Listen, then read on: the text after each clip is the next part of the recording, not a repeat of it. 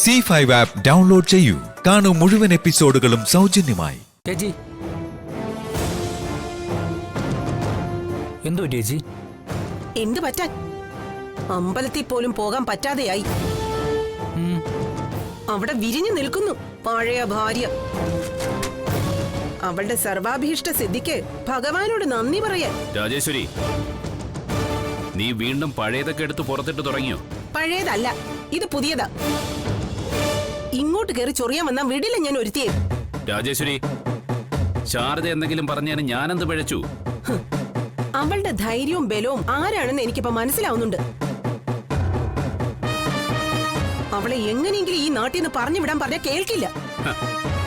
അതിനുവേണ്ട കരുക്കളൊക്കെ നീ നിന്റേതായ വഴിക്ക് നീക്കുന്നുണ്ടല്ലോ. മനസ്സിലായില്ല.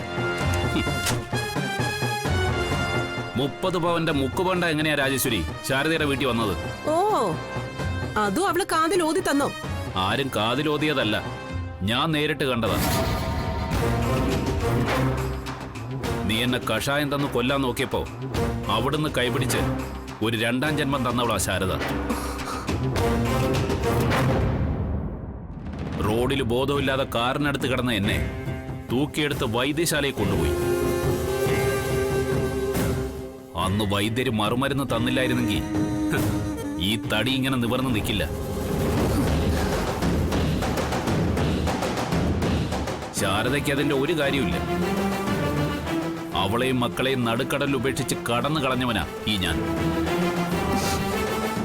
കണ്ടില്ലാന്ന് നടിച്ച് അവക്ക് വേണമെങ്കിൽ പോകാമായിരുന്നു. പകരം അവൾ എനിക്ക് ജീവൻ തിരിച്ചു തന്നു.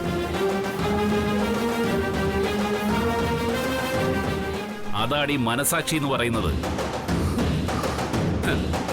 അല്ലാതെ കൂടെ ജീവിക്കുന്നവന് കഷായം കലക്കി കൊടുക്കുന്നതല്ല. ഓ, അപ്പൊ അങ്ങനെയാണ് കാര്യങ്ങള്. തീർന്നിട്ടില്ല, കുറച്ചുകൂടിയുണ്ട്. ഞാൻ ശാരദയുടെ വീട്ടിലുണ്ടെന്ന സംശയത്തില് നീ റെയ്ഡിന് വരുമ്പോ ഞാൻ അവിടെ തന്നെ ഉണ്ടായിരുന്നു. നിന്റെ വിശ്വരൂപം നേരിട്ട് കാണുകയും എന്നെ കിട്ടിയിട്ട് നിന്റെ ഉദ്ദേശം എന്താന്ന് വൃത്തിയായിട്ട് മനസ്സിലാക്കുകയും ചെയ്ത ഒരാളാടി ഞാൻ. പിന്നെ നീ അമ്പലത്തിൽ വന്ന് എന്റെ മുന്നിൽ അഭിനയം കാഴ്ചവെച്ചപ്പോ ഞാനും അതിൽ നന്നായിട്ടെന്ന് അഭിനയിച്ചെന്നേ ഉള്ളടി. ഉണ്ടാക്കിയ സ്വത്തെല്ലാം നിങ്ങൾക്ക് ദാനം തന്നിട്ട് ഭിക്ഷാന്തേഹിയായി നടക്കാൻ ഗോപാലകൃഷ്ണ ഭ്രാന്തൊന്നുമില്ല. എന്റെ വിൽപത്രം ഞാൻ രജിസ്റ്റർ ചെയ്തിട്ടുണ്ട്.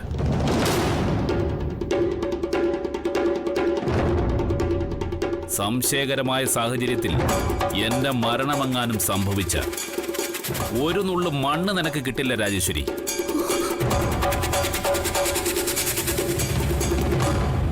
അതുകൊണ്ട് നിനക്കെന്നെ ഒന്നും ചെയ്യാൻ കഴിയില്ല എന്നുള്ള ധൈര്യത്തിലാ ഞാനിവിടെ നിൽക്കുന്നു. പിന്നെ ഒന്നുകൂടി, 30 പവന്റെ മുക്കുപണ്ടം കൊടുത്ത് നീ തകർക്കാൻ നോക്കിയത് എൻ്റെ മൂത്ത മകളുടെ ജീവിതമാണ്. രക്തം വാർന്ന് റോഡിൽ കിടന്നപ്പോ എനിക്ക് ഞരമ്പീന്ന് ചോര ഊറ്റി തന്ന് ജീവൻ രക്ഷിച്ചവളുടെ ജീവിതം. ഇനിയും എൻ്റെ മക്കളുടെ ജീവിതം വെച്ച് നീ കളിക്കാൻ തുടങ്ങിയ ഗോപാലകൃഷ്ണൻ അങ്ങോട്ട് കളത്തിലേക്ക് ഇറങ്ങുവേ. ഡൗൺലോഡ് ചെയ്യൂ C5 ആപ്പ്. കാണൂ എല്ലാ എപ്പിസോഡുകളും സൗജന്യമായി.